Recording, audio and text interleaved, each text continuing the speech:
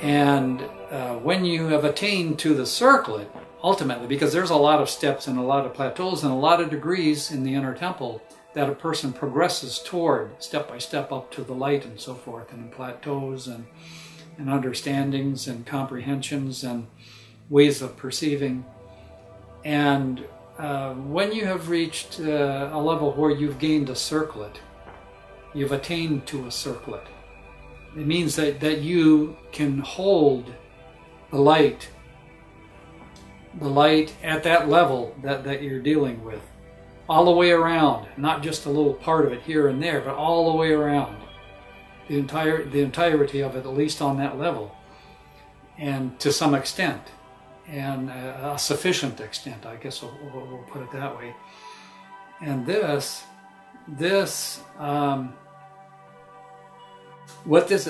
upper attunement is more of an attunement with Jehovah's Kingdom per se. It's more of a communion, shall we say, or a mental union, a mental understanding of being at one with Jehovah's Kingdom.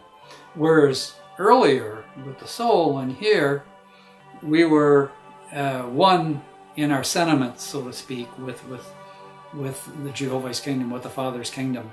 And we would move and all that, but we didn't necessarily understand it all mentally. You know, we didn't feel like necessarily that we were, oh, I'm one with Jehovah's Kingdom now, or not. Oh, we may get flashes of that, fleeting comprehensions of that, and the sensibilities of that from time to time. And that's what the angels give that to us, so that we work toward that, because we're the ones who have to do the work. They're not going to do it for us.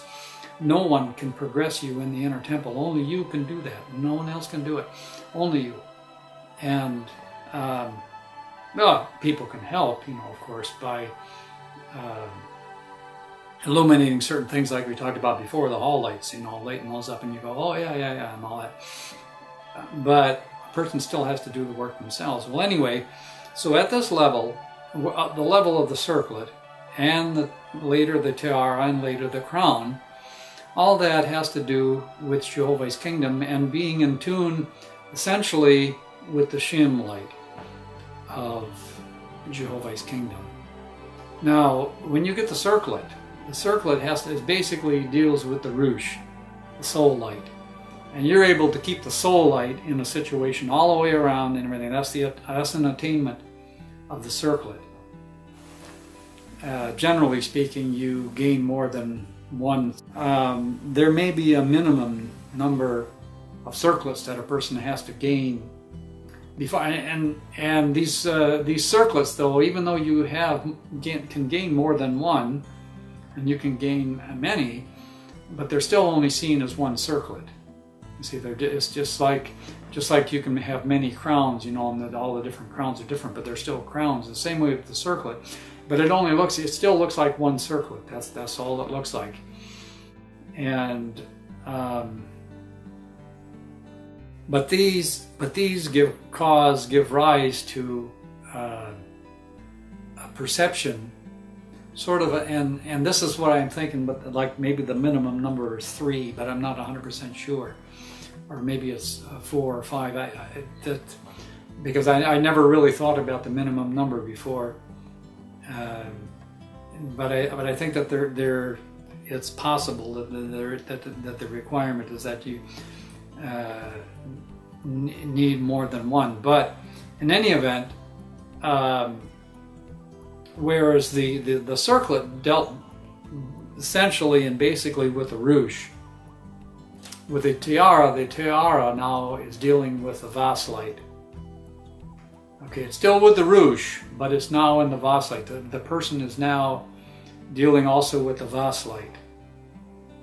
And that's the rise from it, the rise that comes up from the tiara, dealing with, and it's a feminine thing. Because whereas the circlet, the nave is a going forth. The line officer and keeping, doing this and doing that and all that, and whereas the queen, so to speak, or the tiara, deals with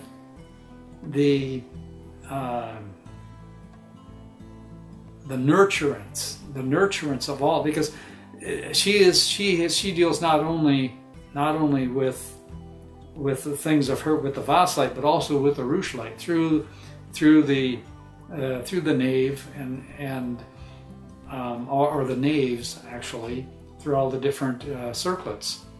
And so in a sense she is the queen over those, and that's why it's the next rank up. But it also is more of an allowing. You allow things to grow. You allow things to develop, to blossom, to bloom into their fullness. And whereas in the past with the circlets, you're rushing around trying to fill in the gaps, fill in the holes, make sure that everything is right, or to find that way forward so that all is right and all that. But with the queen, now the queen is more abstracted from that, is somewhat removed from it. She can see more of these things, and that she labors to allow to help them to unfold in those fullnesses, so to speak. Well, in a sense, it's like the integration of all everything beneath, but in a way that where she doesn't go and necessarily supply per se, but provides the means for things to fulfill. And that comes during the 12th week. That's and another thing with this is 12, you see, in the Tablet of Samoyed is the number of man. And so there's a connection with this receptivity and the S of man, meaning the feminine aspect of it, because you have Corpora being the sun, and S being the feminine. And so she is